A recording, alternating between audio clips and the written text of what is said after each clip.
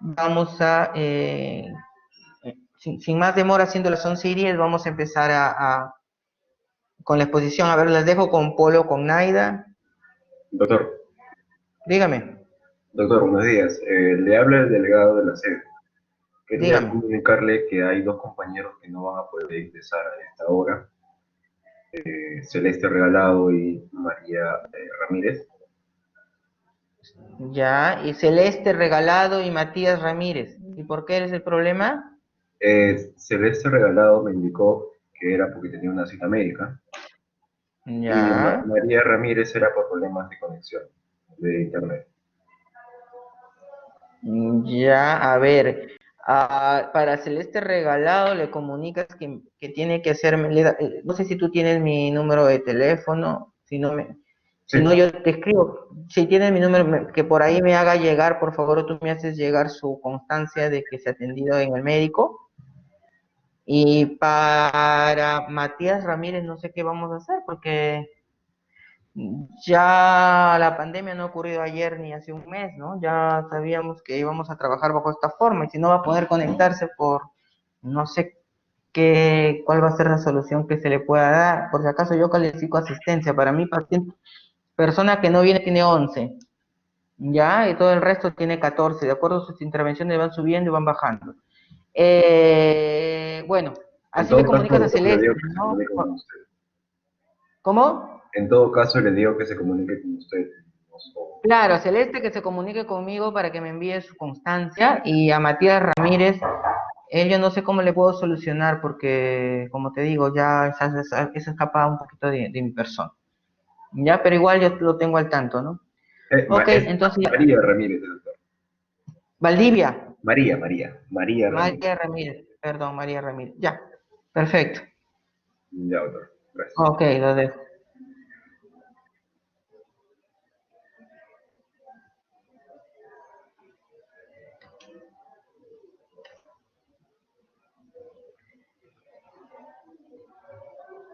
A ver, si podemos empezar de una vez.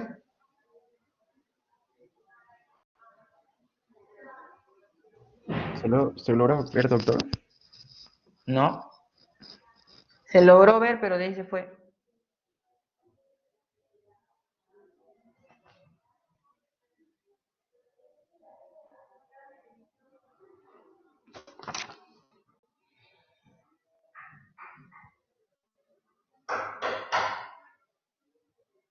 Oh, bien, ahora sí se ve.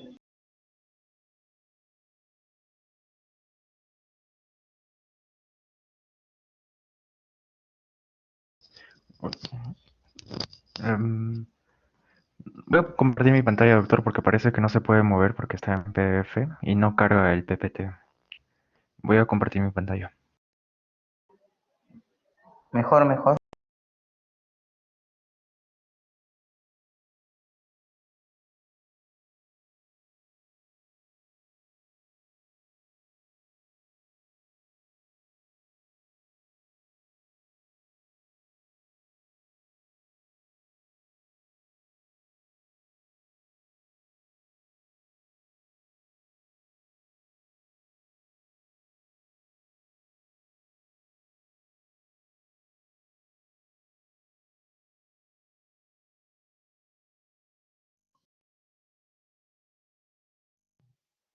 Ya.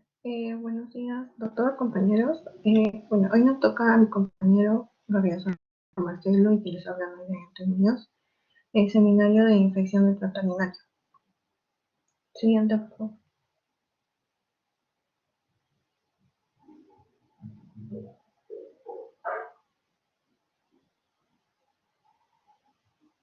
Bueno, para hablar un concepto es la presencia y multiplicación de microorganismos con invasión de los tejidos adyacentes que forman parte del aparato genitourinario.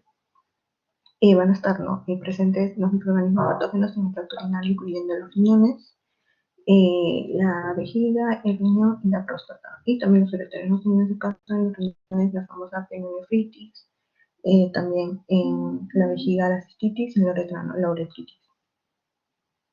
Siguiente, por favor.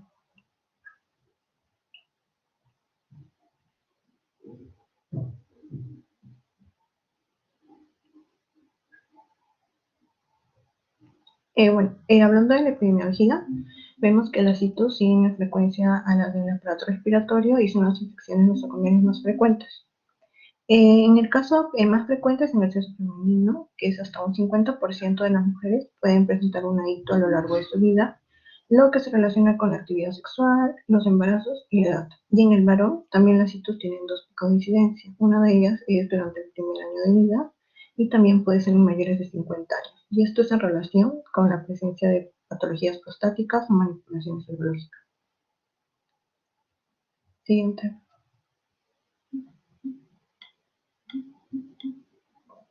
Ya. En cuanto a la patogenia, va a haber tres vías, la vía ascendente, la vía hematógena y la vía linfática, de la cual es más frecuente la vía ascendente y menos frecuente la vía linfática. Esta vía es la colonización ascendente del tracto urinario en forma proximal desde el meato uretral. Explica la menor frecuencia en el varón, por ejemplo, cuando tiene una uretra, ¿no? Tiene una uretra más larga y posee secreción prostática, que es bactericida, y también explica la mayor frecuencia en mujeres por la longitud ¿no? corta de la uretra y porque el meato urinario también está en condiciones normales, están colonizadas por diferentes gérmenes cutáneos y también vaginales saprófitos, ¿no? Y ocasionalmente también puede haber gérmenes patógenos. En cuanto la penetración del germen se puede favorecer por lo siguiente, ¿no? La actividad sexual, la instrumentación del aparato urinario, las alteraciones en el flujo urinario, las alteraciones químicas como el pH u hormonales del epitelio uretral o genital, también la menstruación que altera la flora residente, y también los hábitos higiénicos y la presencia de la orina vesical residual. Siguiente, por favor. Ya. Hay algunos factores de riesgo de huésped. En el caso, hay factores que predisponen a la lesión renal y también que disponen a la reinfección. En el caso de la lesión renal, podemos ver que hay puede ser la litiasis, una obstrucción, un reflujo vesículo-uretral y la necrosis papilar. Y en la reinfección puede ser un almacenamiento incompleto de la vejiga urinaria y una retención urinaria. También hay factores que predisponen a las recurrencias, como tenemos a la litiasis, a la poliquitosis renal, a las cicatrices corticales, anomalías congénitas, los abscesos renales, la fístula urinaria, la prostatitis, que también hablaremos más adelante, los cuerpos extraños y la divertículos. Siguiente, por favor. Ya. Otro también, como dije, es la vía hematógena. En esta vía, parece poco relevante, aunque se observa en determinados casos de pielonefritis, con una frecuencia entre 2 a 3% de la totalidad de pielonefritis aguda. Y los gérmenes más frecuentes son los Staphylococcus aureus, las salmonelas, la Pseudomonas aeruginosa y las cándidas. ¿Y cuáles son algunas causas que favorecen esta colonización hematógena? Puede ser por la obstrucción urinaria, por traumatismos renales, también analgésicos, una isquemia renal, polifitosis renal y también la diabetes mellitus. Bueno, y como dije, la vía linfática, que es de dudosa relevancia, ¿no? Muy poco frecuente.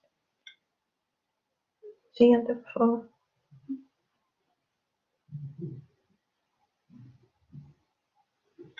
Bien. Ahora vamos a hablar de la etiología. Bueno, con respecto a la etiología, podemos decir que el principal, ¿no? Casi un 80% es la Escherichia coli. También generalmente son los gram negativos como la Klebsiella, la Proteus, el Enterobacter. Pero también, en este caso, menor frecuencia, con un 10%, pueden ser producidos por cocos gram positivos, como el Staphylococcus aureus, ¿no? Y hay que tenerlo en cuenta también. Siguiente, por favor.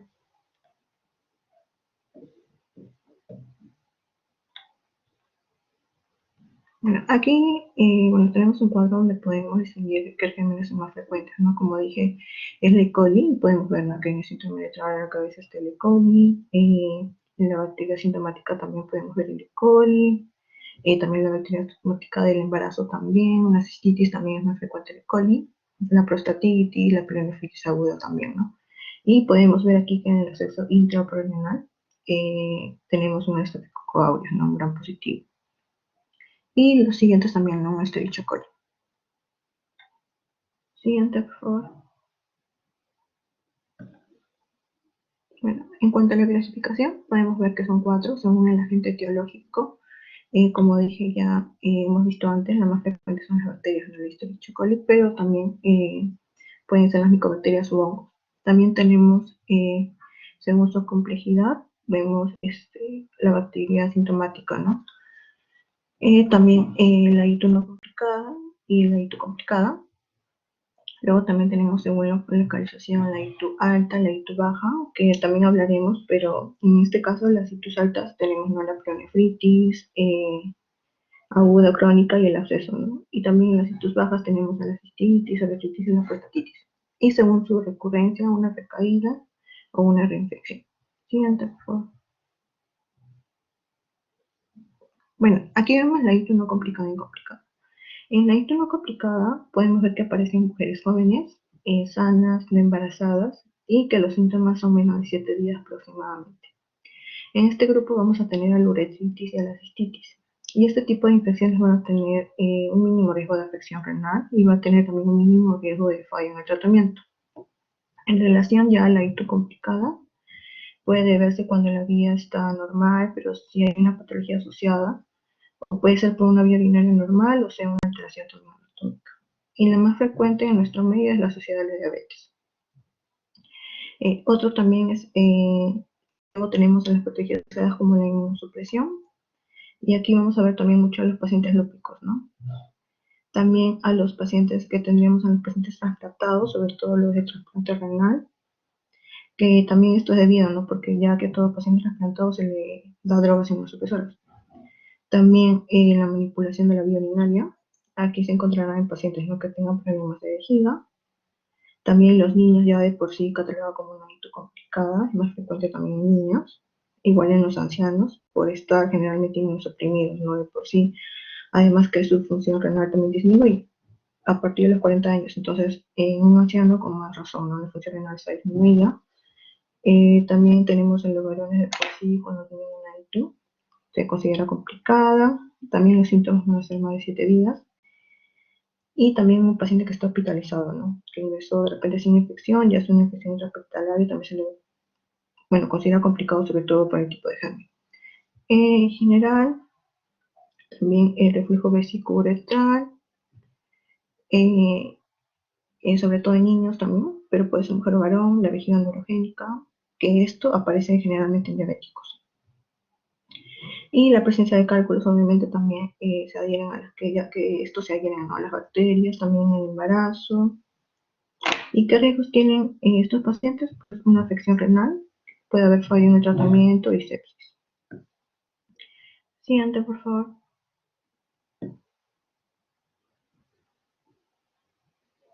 Bueno, como dije, también está según su localización, una ITU superior o alta y una ITU inferior o baja. En el caso de la ITU superior tenemos a la pielonefritis y a los abscesos, y en la ITU baja también tenemos la cistitis, uretritis y prostatitis. Siguiente, por favor.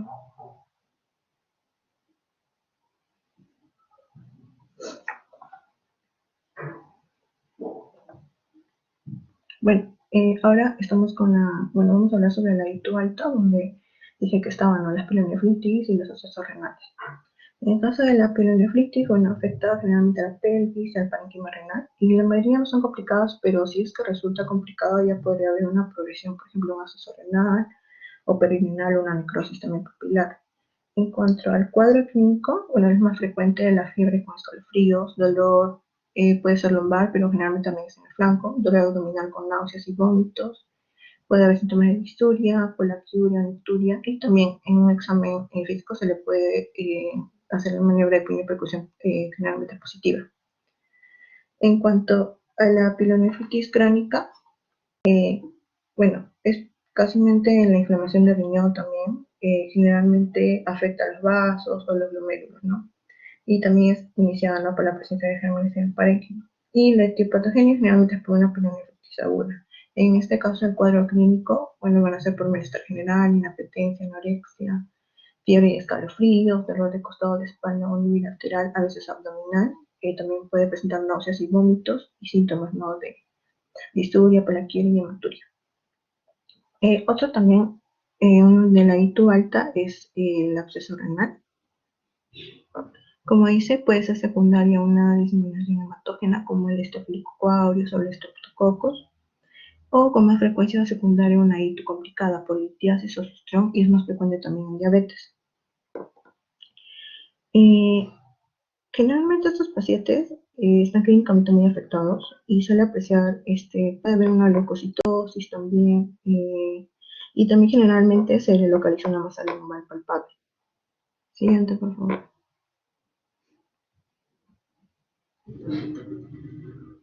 Ya, en cuanto a la ITU baja tenemos a la cistitis, a la uretritis. En este caso la cistitis aguda podemos ver que es la más frecuente de las formas de ITU. Y el cuadro clínico se caracteriza finalmente por disuria, poliaquiuria, nicturia, también puede haber tenismo vesical con dolor suprapúbico, también puede ser tener una linomalaria en diturnia y a veces una hematuria microscópica. En cuanto a las citis crónicas, generalmente se refiere a la aparición de episodios repetidos de infección urinaria. En cuanto a la recurrencia de la enfermedad, podemos ver cuando la infección urinaria se produce por el mismo germen y dentro de las 4 semanas siguientes a un episodio agudo. También podemos ver una reinfección casi en el 80% de los casos cuando la infección se produce por un nuevo germen y aproximadamente el 30% de las niñas y las mujeres adultas sufren recidiva, que son más de 3 episodios al año de un adulto. De recurrencia en el varón es la existencia de foco prostático de E. coli o de otros gérmenes, no como otras enterobacterias. Siguiente, por favor.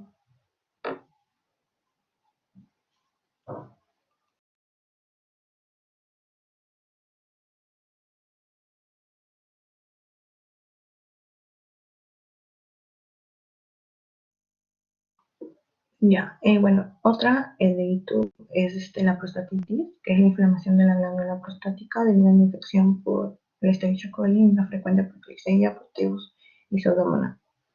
Y entre causa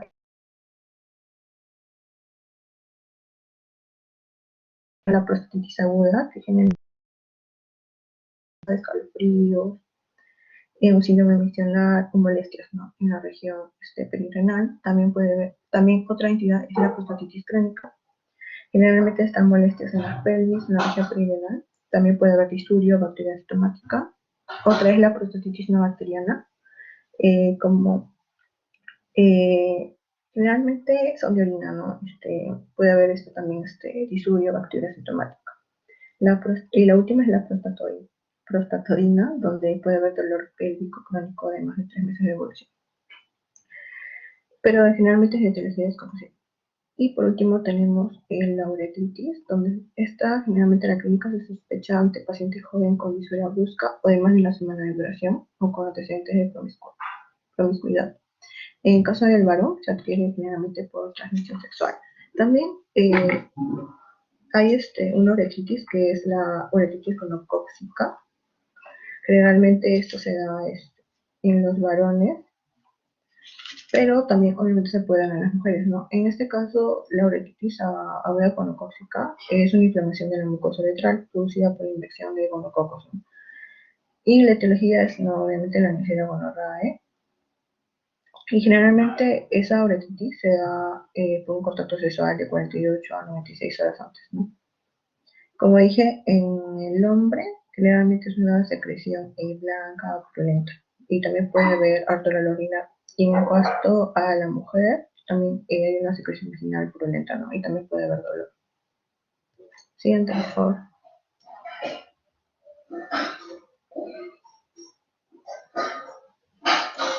A continuación le paso con mi compañero.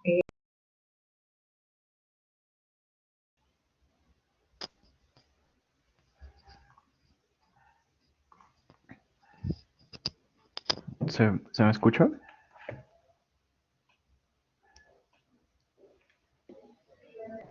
Sí, sí se escucha. Buenos días con todos.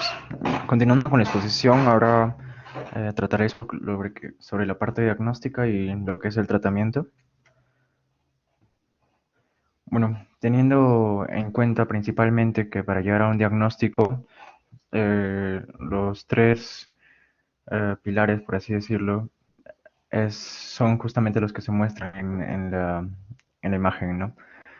Es el cuadro clínico con la ayuda de exámenes de orina y puede también favorecernos en la ayuda del diagnóstico lo que es las imágenes, ¿no? Y Bueno, si ya conocemos el cuadro clínico y como se mencionó anteriormente también lo que son las manifestaciones de algunos hitos, ¿no? De acuerdo a su clasificación. Otro nos va a poder ayudar lo que son los exámenes de orina y en este caso justamente lo que son las tira colorimétrica, el análisis y lo que es el cultivo, ¿no? Para separar específicamente al agente patógeno. Y aquí también menciona lo que es la esterasa leucocitaria. Este va a permitirnos la detección de en la enzima en los leucocitos, ¿no? De esta misma enzima en los leucocitos polimorfos nucleares en la orina del hospedador, ya estén intactas o listas. Y bueno, y podemos valorar otro tipo de diagnóstico si es que es la esterasa leucocitaria y lo que es el nitrito llegan a ser negativos. Otro punto que nos podría sugerir el diagnóstico de un ITU es la presencia de sangre en lo que es en la orina, ¿no?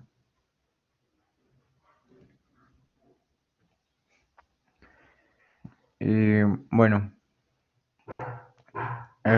como ya mencioné, para el diagnóstico, la detección de bacterias en el cultivo de orina van a construir justamente esta norma. Otro que nos menciona es el umbral del cultivo tanto en hombres como en mujeres, siendo en mujeres con síntomas de cistitis, acá cistitis es con C, disculpen, y bueno, se considera mayor de 10 al cuadrado, ¿no? Bacterias por mililitro. Y en el caso del hombre, el umbral eh, es el mayor de 10 al cuadrado también eh, por mililitro. Acá hay un error, me parece.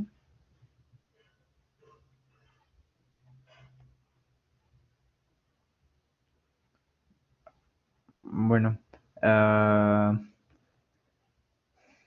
en este cuadro justamente mencionan en sí la entidad clínica, los métodos de diagnóstico y, bueno, los estudios que van a utilizarse como apoyo. En la cistitis sin complicaciones en mujeres, el método de diagnóstico, si bien ya lo mencioné, la anamnesis y el examen físico son muy importantes, ¿no? Y ya veremos en lo que es el tratamiento, que puede ser un tratamiento empírico de antibióticos, ¿no? Y para calmar el dolor y justamente eliminar el agente patógeno. Bueno, otros estudios complementarios son la tira colorimétrica, si es el caso de los que del que el síntoma fuera inespecífico, y el uricurtivo, si es que la tira llega a ser negativa, ¿no? En el cistitis en varones, el método diagnóstico también se emplea muy importante la anamnesis, el examen físico, y también el urocultivo.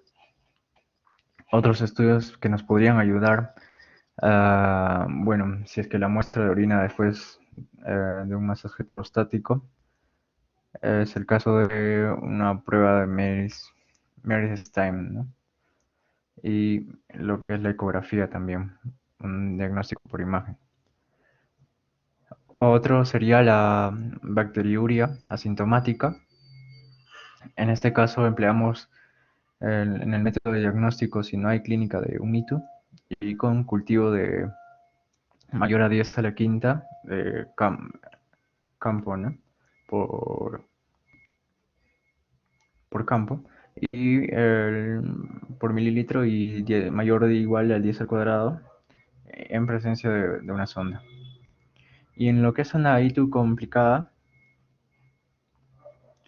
ah, bueno, nos ayuda lo que es la anamnesis, el examen físico, el análisis, también el cultivo de orina.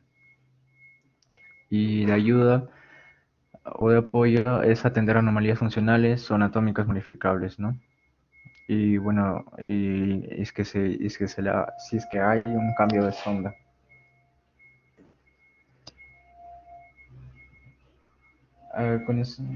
Conociendo ya lo que es el diagnóstico y para poder ayudar al tratamiento, Bueno, el objetivo justamente es desaparecer lo que es la sintomatología, ¿no? Y erradicar la bacteria de lo que es el tracto urinario. Y en el caso de un ITU que no es complicado, el tratamiento se va a iniciar generalmente de forma empírica. Para ello vamos a tener en cuenta lo que son justamente estas variables, lo que es la edad, el sexo, si es paciente embarazada o si hay una enfermedad subyacente, si ya tuvo alguna otra, un antecedente de historia previa de ITU o factores de algún fármaco, ¿no?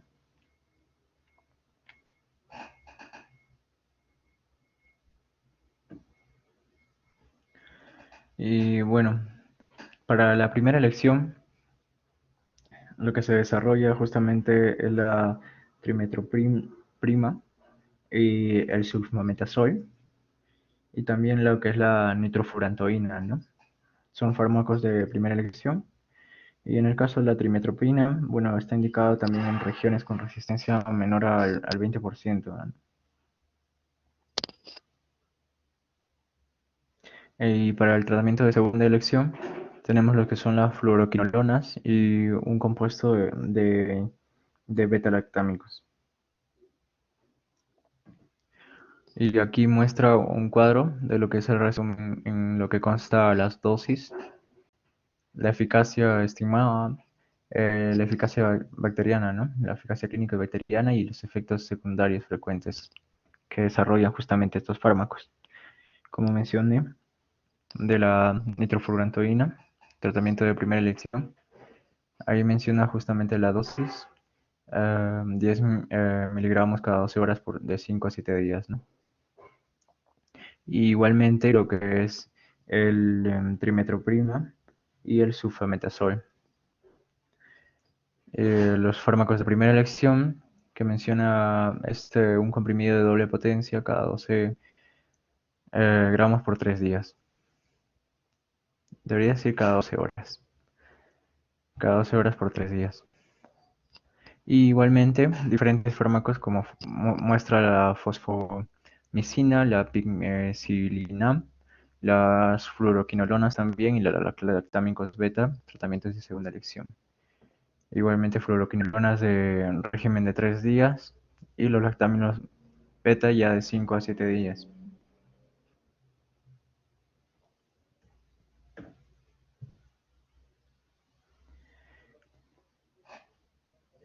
Eh,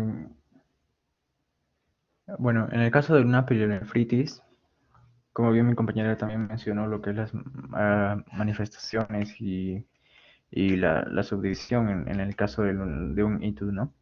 Y ahora viendo el tratamiento, si es que es el caso de que el paciente tolera lo que es la vía oral, lo que es más adecuado en lo que consta fármacos es la fluoroquinolonas, eh, específicamente el ciprofloxacino, 500 miligramos cada 12 horas en 7 días, ¿no?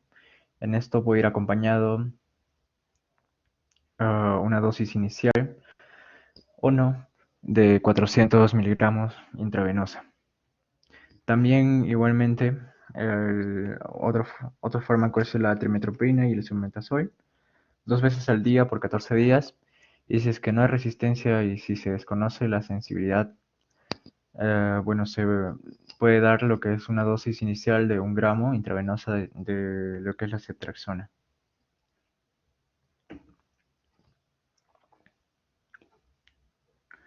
Y en el caso de una pielonefritis no complicada, vía parenteral, optamos por estas 3 opciones, ya sean las fluoroquinolonas o una cefalosporina de amplio espectro con o sin aminoglucósido o el carbapenémico, ¿no?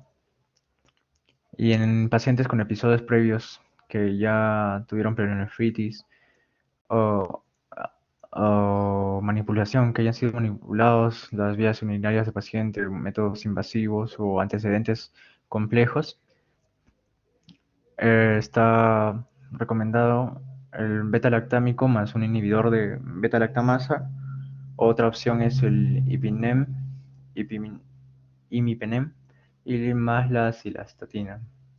justamente esto puede estar orientado, o debería estar orientado también por lo que es el urocultivo. En el caso de las mujeres embarazadas, lo que es recomendable es la nitrofurantoína y, bueno, la ampicilina y las cefalosporinas. Estas dos justamente están más indicadas para tratar una ITU sintomática o quizá también asintomática. Tenemos que tener en cuenta lo que no se debería utilizar es las sulfamidas, ya que en el primer trimestre estos pueden desarrollar un efecto teratógeno en lo que es el niño, ¿no? El bebé. Y también cerca del término del embarazo. No debería utilizarse, ya que puede haber un riesgo de kernicterus. Y también no utilizar las fluoroquinolonas, ya que puede haber efectos sobre el cartílago fetal.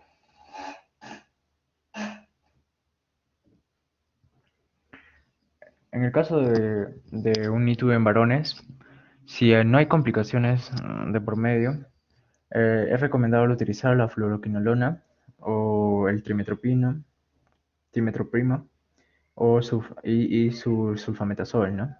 Por una dosis de 7 a 14 días. Cuando ya hay presencia de una prostatitis bacteriana en un caso agudo, lo recomendable, si bien es cierto, es el hemocultivo o cultivo previo al inicio de los antibióticos y ya teniendo un tratamiento específico, esto adaptarlo y continuar por 2 o 4 semanas. Y ya cuando es un desarrollo crónico de una prostatitis bacteriana, debe haber un ciclo de antibióticos por 4 a 6 semanas, ¿no? Y por 12 semanas en caso de que haya alguna recurrencia. Y si hay presencia de una ITU complicada, um, tenemos que tener en cuenta que esto debe ser individualizado y guiarse justamente por el cultivo para desarrollar específicamente y erradicar lo que es el agente, ¿no? Patógeno. Y bueno, aquí observamos lo que es la pielonefritis granulomatosa. En este caso se recomienda la nefrectomía y en la pielonefritis enfisematosa un drenaje percutáneo y según necesidad una nefrectomía planeada, ¿no? Cuando es el caso de una ITU recurrente, se muestran 3 estrategias profilácticas. 1, el tratamiento continuo. 2, el tratamiento continuo después del coito. Y 3, tratamiento iniciado por el paciente. En lo que son las primeras dos, bueno, mejor comenzando con el tratamiento continuo, dosis pequeñas de trimetroprima y el sulfametazol, o ya sea la fluoroquinolona, o también puede ser tratado con una nitrofurantoína. Esto a dosis pequeñas, ¿no? Y lo que es el tratamiento después del coito, igualmente se utilizan cualquiera de estas, también a dosis pequeñas, pero con la diferencia que esto va a ser después del coito. En estas dos primeras se van a administrar durante 6 meses y si luego se interrumpen, ¿no? Y si es que vuelve a reaparecer, se administran por periodos ya más largos. El tercer caso, o la tercera estrategia, ya el tratamiento iniciado por el paciente. En este caso es la automedicación que ya el paciente realizó ante los primeros síntomas, ¿no? Y bueno, se puede realizar o se debería realizar un urocultivo confirmatorio en el caso de una ITU recurrente. Eso sería todo con respecto a la primera parte de los hitos.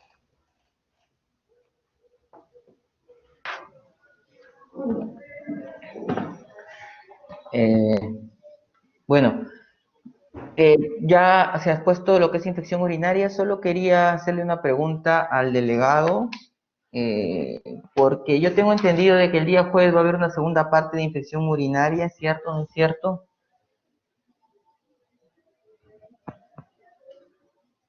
Sí, doctor. ¿Y quiénes van a dictar la parte de la segunda parte, infección urinaria? ¿A quiénes les toca? Por esto le digo por, sí, Ángela.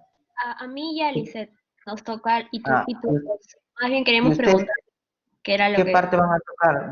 Diagnóstico y tratamiento, me imagino, Es que eso es ¿no? lo que no estamos seguras porque no se nos mencionó, solamente nos dijeron la parte ITU 2, parte 2, nada más. Eso es lo que queríamos preguntarle al finalizar. Claro, Ángela, pero si te tocaba la ITU 2, tenían que haber si han revisado su sílabo. Si dice ITU 2 es porque hay una ITU 1. Entonces, si hay una ITU 1, tenían que haber coordinado con quienes les tocaba la ITU 1 para poder saber cómo iban a hacer a repartirse el seminario, ¿no? Entonces, por eso le digo, porque a mí me ha llamado un poquito la atención porque comenzaron a hablar de diagnóstico y de tratamiento. Bueno, ya el doctor hizo su revisión, tampoco, como les digo, deberían haber habido una coordinación entre ustedes para poder saber cómo se iban a repartir. Lo mismo es para el caso de AKI y para ERC, que creo que son los temas que tienen dos partes, ¿no? Tendrían que ver a qué de sus compañeros les tocan para ver cómo van a hacer. Es como un grupo, no que es como un grupo de A4. Y tienen que coordinar, no es un grupo de A2 un día, es un grupo de A4. Entonces, bueno, como ya se ha hecho la parte de diagnóstico y tratamiento igual, yo creo que ahorita vamos a revisar un poco la primera parte, ya la primera parte vamos a dejar unos términos claros, la parte de diagnóstico y tratamiento la vamos a dejar para que la complementen ustedes el día jueves, ya para uno que se encargue de hacer cómo se diagnostica la infección urinaria, qué análisis se piden y qué imágenes y por qué. Y la del tratamiento también lo vamos a dejar, eso no vamos a discutirlo ahorita para que pueda haber una chance para que se puedan para que puedan ponerse, para poder completar. Ahora vamos a revisar la primera parte. Naida, me gustaría que que compartas tu pantalla para poder revisar algunas cositas, ya, para que nos queden. Entonces se habló de infección urinaria, ¿no? En una infección urinaria lo primero que nos tiene que quedar es, eh, son conceptos, ¿no? Lo primero que tiene que ser concepto. Obviamente el primer concepto es que es una infección urinaria. Entonces, Naida, quisiera saber qué es una infección urinaria para que le expliques a tus compañeros. ¿Cómo consideras tú una infección urinaria? No me refiero a una bacteria en la orina, me refiero a cómo tú lo catalogas. Esto es una infección urinaria.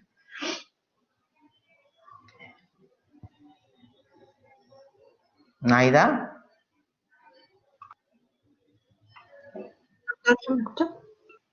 sí, te estaba preguntando qué es una infección urinaria. Y si no, Paul te puede ayudar, cualquiera de los dos. Bueno, yo lo veo como una, colonización o también multiplicación de microorganismos en la vía urinaria. Como dije en la historia de Teresa en los riñones. Sí, pero ¿cómo se define? Como tú dices, esto es una infección urinaria. Es como decir, ¿no? Ya creo que hoy día hoy día han hecho algo de insuficiencia renal aguda, ¿no? Y que te dicen, ¿cómo es infección renal aguda? Es el aumento de los nitrogenados, ya. ¿Pero qué? La creatinina aumentó 0.3 miligramos de decilitro en 48 horas con respecto al basal.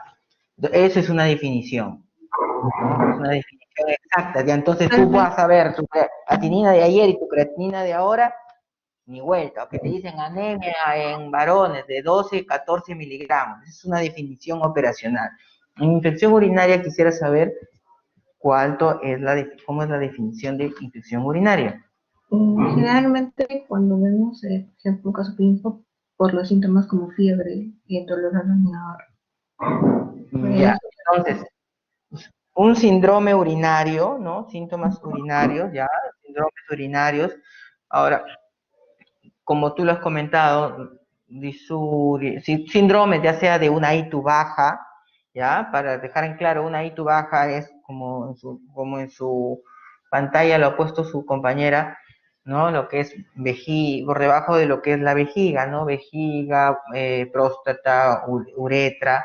y una vejiga alta, que es uréteres y riñones. Entonces, son síntomas, ¿ya? Urinarios, ¿ya? Que pueden ser lo que le llamamos un síndrome miccional agudo, es decir, disuria, polaquiuria, o sea, disuria, el paciente tiene error para orinar, polaquiuria, el paciente orina varias veces en volúmenes cortos, micción imperiosa, que el paciente tiene una urgencia para orinar, o tenesmo vesical, que el paciente orina y siente que todavía se le ha quedado la orina, pero no lo puede eliminar, un dolor en vientre bajo. Ya si nos queremos ir a los síntomas del tracto urinario alto, ya comenzamos con dolor lumbar y síntomas sistémicos, ya como náuseas, vómitos. Bueno, esos son síntomas urinarios, ya. Entonces, la infección urinaria son síntomas urinarios más cuántas unidades formadoras de colonia tiene que haber en el examen de orina. A ver, Paul, para decir que es una infección urinaria. Tú lo has dicho. Acá. Paul. Sí, doctor. Sino que Lo que quiero que me compartan ahorita es de Naida. Había un cuadrito que me gustó sobre y tu complicada y no complicada. Ya, ya déjala ahí, déjala. A ver, Paul. Sí, infección urinaria es un síntomas urinarios más. ¿Cuánto tienes que encontrar en el yo, examen de orina de unidades formadoras de colonia? eh, sí, doctor. Debería ser por mayor a 10 al cuadrado, ¿no? Bacterias por campo. A ver, alguien que esté de acuerdo, alguien que ha leído otra cosa, ¿verdad? A ver, bueno, empezaremos con el primero. Alejandro Díaz, ¿tú estás de acuerdo con síntomas urinarios más 10 al cuadrado? ¿Algo has leído sobre eso? ¿O alguien que haya leído? Alejandro, a ver, ¿no? Sí, doctor. Buenos días. Dime, Alejandro. Respecto a la I1 complicada, sí, doctor, sí, sí estoy de acuerdo con lo que comentó el compañero. 10 al cuadrado, a ver, ok. Lisette, a ver. Doctor, ¿para poder establecer el diagnóstico de infección urinaria o exclusivamente complicada? No, infección urinaria en general. Ah, ya. Bueno, tenemos que tener en el cultivo la bacteriuria mayor a 10 a las 5 unidades de formadoras de colonias. Ya, perfecto. Entonces, gracias. Y dime, ¿y si no tienes síntomas urinarios, cómo se llama eso? Si solo tienes las 10 a las 5 unidades formadoras de colonia. ¿Sabes Colonización. cómo se llama? Eh, Colonización ya, pero tiene un nombre, una definición. ¿No recuerdas? ¿Alguien lo sabe? ¿Bacteriuria no es, doctor? Ah, está, bacteriuria asintomática. Muy bien, dice. Claro, bacteriuria Entonces, sintomática. ya, entonces, para decir una infección urinaria inicialmente, tenemos que tener, obviamente, síntomas urinarios asociados a un examen de orina con 10 a las 5 unidades formadoras de colonia, ¿ya? 10 a las 5 unidades formadoras de colonia, ¿ya? Entonces, si solo tenemos los síntomas urinarios y no tenemos el urocultivo, podría ser una infección urinaria, una sospecha de infección urinaria, pero la confirmación nos va a dar el resultado del cultivo, del urocultivo, de las unidades formadoras de colonia. Si solo tuviésemos lo contrario, solo las unidades formadoras de colonia sin síntomas, a eso se le denomina bacteriuria asintomática, que lo han mencionado, y que es importante porque que vamos a ver, porque una bacteria asintomática generalmente la mayoría de personas cometen el error de tratarla, como dicen, como dijo su compañera Lisette, está colonizado, es decir, que los gérmenes están ahí, pero no están produciendo ningún tipo de inflamación, ningún tipo de interacción, no están produciendo, simplemente están ahí quiescentes. Entonces, eso no se trata, salvo casos puntuales que creo que lo vamos a ver el día jueves. Pero entonces, si hablamos de infección urinaria, tenemos que tener síntomas urinarios más un examen de orina con un urocultivo a 10 a las 5 unidades formadoras de colonia.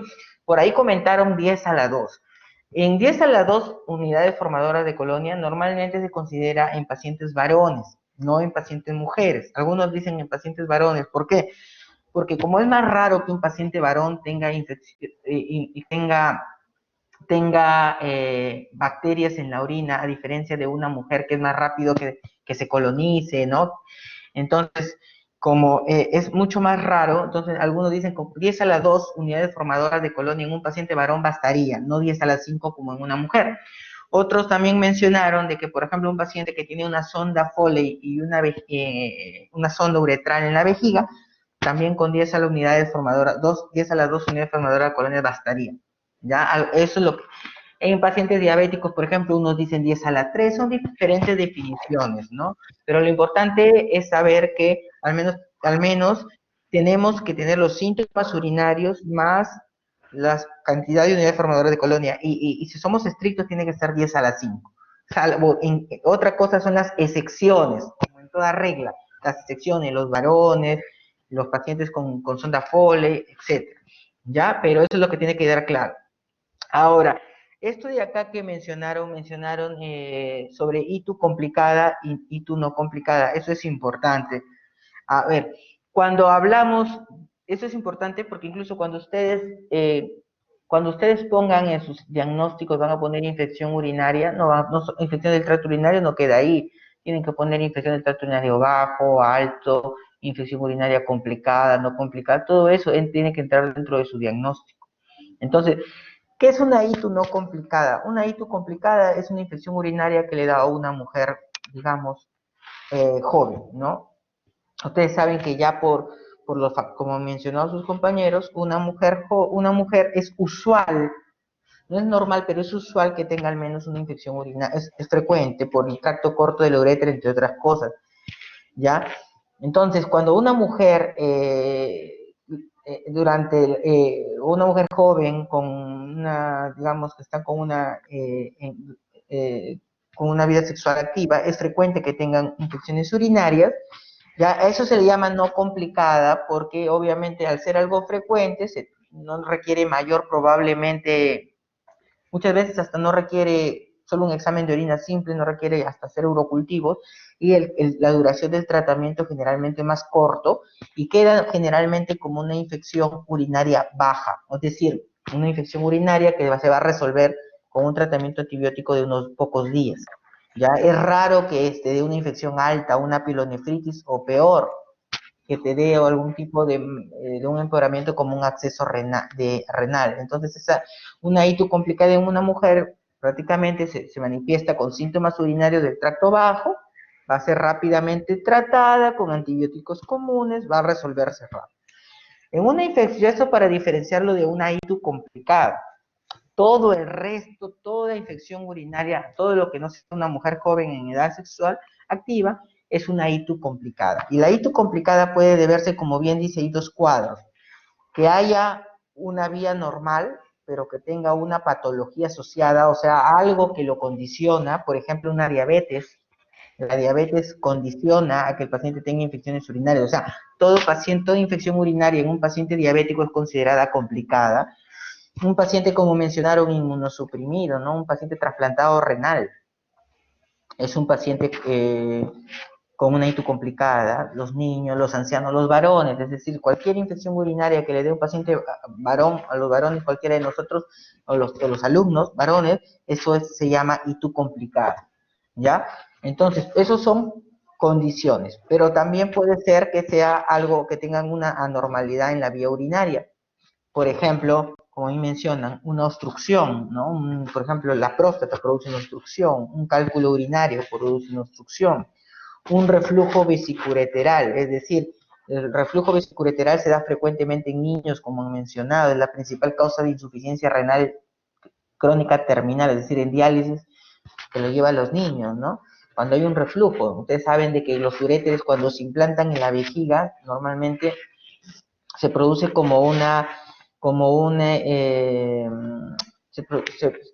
como tiene que haber un cierre, ¿no? Pero cuando no ha madurado correctamente este cierre, entonces la vejiga, la orina que está en la vejiga, por el aumento de la presión en la vejiga, en lugar de ir a la uretra a eliminarse, sube, regresa, pues se llama refluye, ¿no? Y termina pues esa orina llegando hasta los riñones y produce daño. O por ejemplo, la vejiga neurogénica, ¿no? Cuando hay una vejiga anómala en su contracción, una vejiga perezosa, muy común en los diabéticos, muy común en los pacientes que han tenido algún problema, por ejemplo, en espina bífida o algún accidente de tránsito con problema en la columna, ¿no? La vejiga es frecuente. Y bueno, el embarazo, ¿no? Que el embarazo produce un enletecimiento de la orina y cuando, sobre todo, cuando el uréter, el embarazo, perdón, grávido puede producir presión a nivel de los uréteres y producir una especie también de reflujo. Entonces, es importante este término de ITU complicado o no ITU complicada, porque una ITU complicada sí, generalmente la sintomatología va a ser mayor, va a ser más florida. La tendencia a las pielonefritis, o sea, las infecciones urinarias altas, va a ser llamativa, va a estar ahí, ¿no? Entonces, el tratamiento va a ser de más días, va a tener que ser más agresivo, va a tener que ser con otros antibióticos. ¿Ya? Pero lo más importante es que una ITU complicada nos lleva a ver, perdón, una ITU complicada nos lleva a una evaluación mayor. Es decir, nos va a llevar a buscarle si el paciente tiene una anomalía de la vía urinaria o nos va a llevar a buscar si tiene alguna condición que lo inmunosuprima. ¿Ya? Entonces, si nosotros normalmente tenemos una infección en una mujer, no pasa nada, tranquilo su tratamiento, pero si es un paciente que es varón o diabético, entonces sí tenemos que hacerle un estudio para descartar que no hay alguna patología urinaria asociada, ¿ya? Entonces, ahora, junto con esto de infección urinaria complicada y no complicada, por ahí me lanzaron otro término que me gustó, que es la infección urinaria recurrente. ¿Alguien que pueda comentar sobre infección urinaria recurrente? ¿Alguien que sepa qué es infección urinaria recurrente? A ver, Samuel, coméntame. Sí, infección urinaria recurrente se denomina, si no estoy mal, cuando si tiene esto, por ejemplo, en el periodo que tenga de 2 a 3 infecciones, en el periodo de 6 a 12 meses, Ya, que se perfecto. repita. Gracias, Samuel. Entonces, este término de infección urinaria recurrente también es muy importante, ¿ya? Porque como les he dicho, y la infección urinaria recurrente quiere decir que hay más de 2 infecciones en 6 meses o más de 3 infecciones en un año. 2 en 6 meses o 3 en un año. ¿Y por qué por qué es importante este término que a ustedes se los quede grabado en su cabeza? Porque, por ejemplo, ¿qué es lo que ocurre comúnmente? Nos viene o les va a venir, les viene la paciente mujer que tiene infecciones urinarias, que, bueno, doctor, tengo disuria, polaquiuria, todo, ¿no? Todos los términos, le tomaron su examen de orina, le salió positivo, va y le dan su antibiótico. Ok, está bien, no pasa nada. Nuevamente a los 2 meses vuelve a venir, y a los 4 meses vuelve a venir. Entonces ustedes están dando antibiótico, pero no están haciendo una evaluación de por qué esta paciente, esta mujer, está presentando tantas infecciones urinarias. Ustedes están quedando en darle simplemente antibiótico, pero no se están yendo al fondo del asunto. ¿Qué tal si esta paciente, por ejemplo, que esta paciente mujer, qué tal si esta paciente sí tiene un reflujo vesicureteral? O si esta paciente, por ejemplo, tiene algún tipo de piedras, ¿no? De una litiasis renal, entonces se les está escapando una litiasis renal, se les está escapando algún tipo de obstrucción urinaria, o por ejemplo, se le está escapando tal vez, vamos a hacerle un estudio más intenso y resulta que la paciente es diabética, ¿no? Entonces, qué es lo que les quiero decir? Que cuando ustedes tienen siempre una paciente que les llega al consultorio con una infección urinaria, no solo basta preguntarle por sus síntomas y darle su tratamiento, sino que hay que definir cuántas infecciones urinarias ha tenido en el año o en los 6 meses. Si es que se dio una sola, no hay problema, señorita paciente, vaya a su casa. No hay problema, no hay nada más que estudiar. Si el paciente sí sale de que tiene más de 2 en 6 meses o 3 en un año, ok, no, señora, vaya a su casa. Vamos a hacerle su ecografía para ver si no tiene algún tipo de obstrucción o un tipo de cálculos ¿no? Por ejemplo, hay una ecografía, bueno, eso lo vamos a tocar más adelante, que es con residuo vesical, creo que lo dejamos para lo de diagnóstico, pero entonces hay que hacerle tal vez un estudio para encontrar si tiene alguna enfermedad crónica, diabetes, una enfermedad con una inmunosupresión, ¿no? Entonces, nos invita una infección urinaria recurrente, nos invita a darle mayor interés en hacer un estudio para descartar una patología, una condición patológica mala, comórbida o una patología urinaria, ¿ya? Entonces, eso no se olviden, eso es importante. Entonces, saber cuánto es una infección tracto bajo, tracto alto, complicada, no complicada, recurrente, ¿ya? Porque de acuerdo a eso, ustedes van a elegir el mejor tratamiento para su paciente y la duración, ¿ya? Otra cosa que quería comentarles es sobre y por ejemplo, a ver, Naira o Paul, ¿cuándo sospechar, por ejemplo, que el paciente, sabemos que una infección urinaria baja, una cistitis, ya hemos dicho que es algo que no es muy florida, o sea, los síntomas normalmente son muy localizados, el síndrome miccional agudo, pero cuando estamos con una pielonefritis ya tenemos síntomas tóxicos, ¿no? Ya el paciente está con intolerancia oral, náuseas, vómitos, fiebre, dolor, todo lo que han comentado que no es tan difícil de saber, pero ¿cuándo sospechar, por ejemplo, que el paciente puede tener algo más complicado? Porque dentro de las pielonefritis hay pielonefritis más complicadas, ¿no? Por ejemplo, una pielonefritis necrotizante, una acceso renal, por ahí escuché una pielonefritis antulogromatosa, que es algo raro, pero también escuché, son pielonefritis, digamos, son infecciones más severas, infecciones más severas. ¿Cuándo sospechar? A ver, Naida, Paul, si tienen alguna...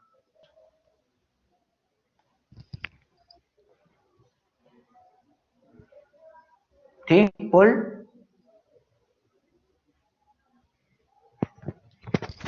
¿Sí?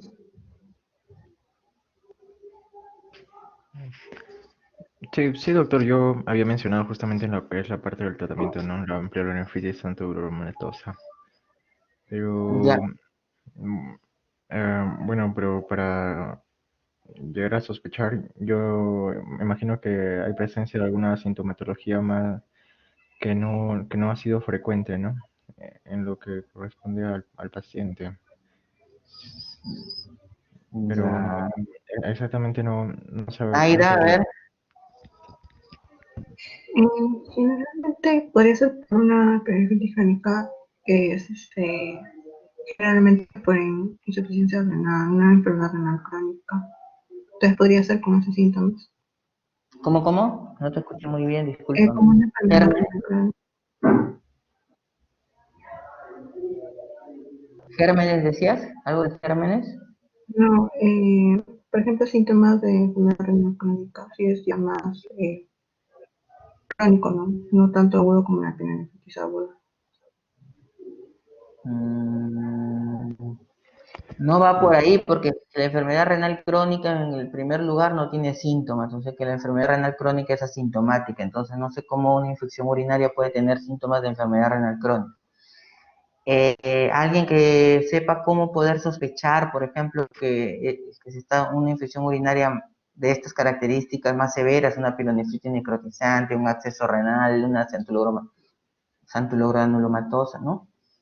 Por ejemplo, eh, eh, normalmente, como me he mencionado, esos son los síntomas típicos, pero por ejemplo, si tenemos un paciente que tiene, primero, antecedentes, ¿no?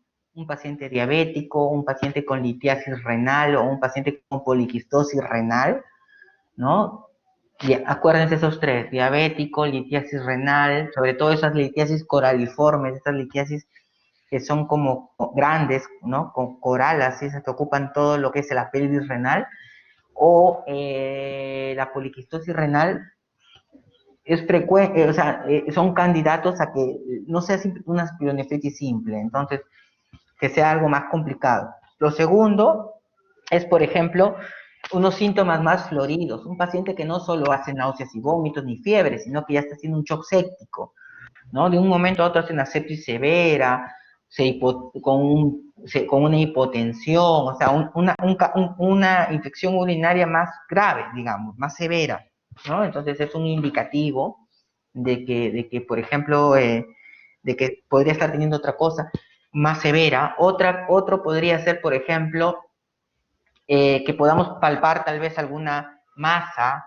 ¿no? Alguna masa en el flanco, ¿no? Cuando estamos haciendo nuestro examen físico y localizamos una masa en el flanco derecho, ipsilateral, o lo otro también que podría ser, por ejemplo, este es el básico, ¿no? Una mala respuesta.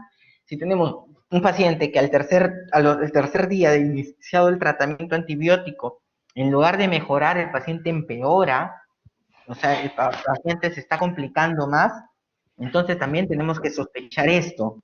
Entonces, eh, una mala respuesta, una condición de las que he mencionado, una infección, unos síntomas severos, y por ejemplo algún germen que tengamos como Proteus, ¿no? Recuerden ustedes que entre los gérmenes más comunes, el principal germen en una infección urinaria es la Escherichia coli, como bien lo he mencionado, ¿no? La Escherichia coli es la reina de las infecciones urinarias. Pero cuando tenemos otro germen, por ejemplo, como un Proteus está bastante localizado a litiasis renal, sobre todo a litiasis coraliforme, a litiasis infecciosa. Entonces, si tenemos un Proteus, podemos pensar que puede ser que tengamos algún tipo de estas pilonefritis raras. O, por ejemplo, si tenemos un estafilococo, ¿no? En el estafilococo aureus, que es gran positivo, que está dentro de ese 10% que ha mencionado su compañera, podemos pensar que puede ser que tenga un absceso renal, ¿no? Entonces, el tipo de germen que encontramos en el orocultivo, la clínica, la respuesta del tratamiento, todo eso nos va a llevar a pensar de que es algo mal. ¿Y qué tenemos que hacer? Obviamente hacerle una ecografía para ver, hacerle una tomografía, o sea, ya pedirle análisis o exámenes que normalmente no lo pediríamos, ¿no? Que vamos a ver, me imagino, en la siguiente exposición, que yo espero que traigan algunas imágenes, ¿no? Ya que el tema es, de verdad, el tema se podría resolver solo en un día, pero está así.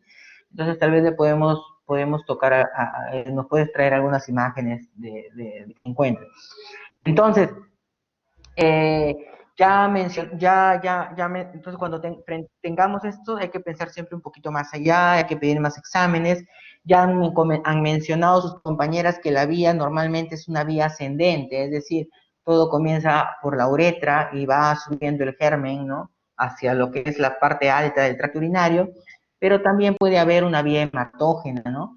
A través de la sangre, mencionaron, y ahí los gérmenes cambian un poquito, mencionaron el estafilococo aureus, mencionaron la tuberculosis, por ejemplo, también puede producir infecciones urinarias por vía hematógena. En Naira o Paul, no sé creo que una antes, si podrían compartir una antes o dos antes, a ver, porque había un cuadrito que también ya, ahí primero, por ejemplo, la siguiente, la anterior, la que mostraste. La siguiente, ya, acá. Entonces, esta clasificación es la que tiene, lo que ya hemos mencionado, ¿no? Cuándo es complicada, cuándo no es complicada, cuándo es alta, baja. Ahora, recaída, reinfección, cuándo es una recaída, cuándo es una reinfección. Eso lo vamos a preguntar en el siguiente, ya, porque tiene que ver con el tratamiento, cuándo es una recaída, una infección, el tipo de germen anterior, y ahí le agregaríamos los conceptos de recurrente, ¿no? Y es los gérmenes, como he mencionado, como ustedes pueden ver, todititos, acá han puesto más o menos la patología clínicamente, cómo se va a manifestar, y está cuál es el germen más frecuente, y en todos está la Escherichia coli, ¿no? Si ustedes ven en el cuadro de la patología, creo que el séptimo cuadro, donde dice acceso, ahí está la estafilococo aureus y Proteus, ¿no? Ahí, ¿no? Pues lo que le mencionaba. Si ustedes tienen en el urocultivo, no les sale la clásica Escherichia coli, les sale un Proteus o un estafilococo aureus, entonces tienen que ponerse las pilas y pensar un poquito más allá, no solo darle el tratamiento, que eso, bueno, revisan su Google y su Vademecum y le dan, tienen que pensar un poquito más allá y tratar de buscar, porque si ustedes le dan su tratamiento, siempre el paciente va a llegar a la emergencia pues en un estado de shock. Ya, ves, abajo del acceso dice pilonefritis santorgranulomatosa y está el Proteus, ¿no? La litiasis renal está muy frecuentemente.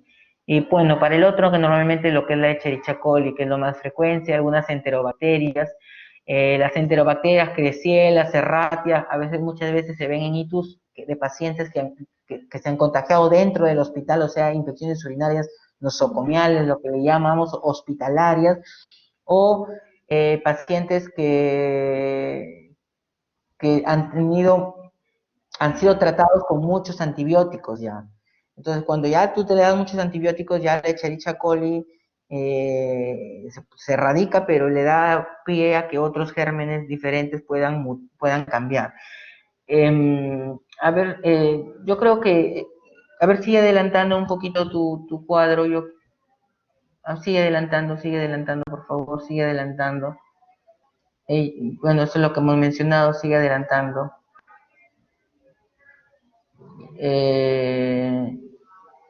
Ya, abajo, por ejemplo, bueno, no me coincido mucho porque lo de pilonefritis, esto ustedes ya lo saben,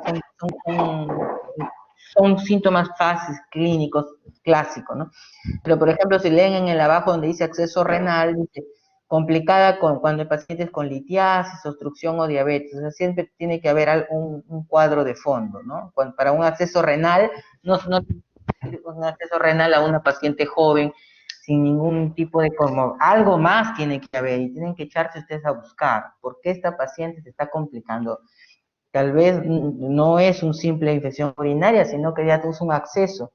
Y ustedes, si se acuerdan, por anatomía, si ustedes recuerdan que el riñón está rodeado de una grasa, ¿no? Una grasa que se llama la grasa perirrenal y después de la grasa perirrenal hay una fascia que se llama la fascia de Gerota, como que le envuelve y que, por ejemplo, a veces estos abscesos se forman no hacia la pelvis para que la pus salga por la orina, sino a veces se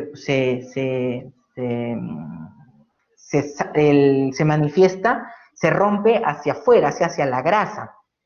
Y es por eso que el paciente está con un dolor sordo, o sea, un dolor lumbar sordo, crónico, continuo, no muy florido, ¿no? Al inicio. Es porque se ha roto hacia la grasa y la fascia de Gerota lo ha contenido ahí, pero por dentro se sigue ampliando este absceso. Entonces, una ecografía, una tomografía sirve bastante. Otra cosa que les quería comentar es la hematuria. ¿Ya? Es frecuente encontrar hematuria en una infección urinaria, es parte de sus síntomas. Hasta hematuria macroscópica pueden ustedes ver a una paciente que ha tenido sangre en la orina y simplemente es una infección urinaria, o sea, no solo microscópica, sino macroscópica. Entonces, una hematuria en un paciente, en cualquier paciente, pero sobre todo en una paciente mujer, lo más probable es que hay que descartar que no sea una infección urinaria. Ahora, otra cosa es que si la hematuria nos sale de que no hay infección urinaria, pues sí puede ser que haya su prima hermana, ¿no? Un cálculo renal o una litiasis también va con hematuria. Pero bueno, son parte del diagnóstico diferencial. Pero no se olviden, a veces la hematuria es un signo que asusta, ¿no? Sangre en la orina. No es un signo clásico que la mayoría tiene, las mujeres sobre todo, tengo un poquito de disuria, dolor en el vientre bajo.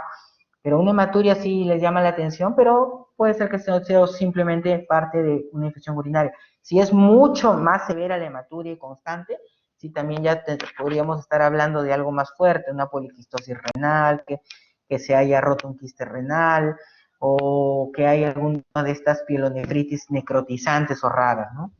A ver, sigue adelantando un poquito. Bueno, acá creo que lo han mencionado lo de recurrencia reinfección, ¿no? Dice recurrencia de la enfermedad cuando la infección urinaria se produce el mismo germen dentro de las 4 semanas siguientes a un episodio agudo.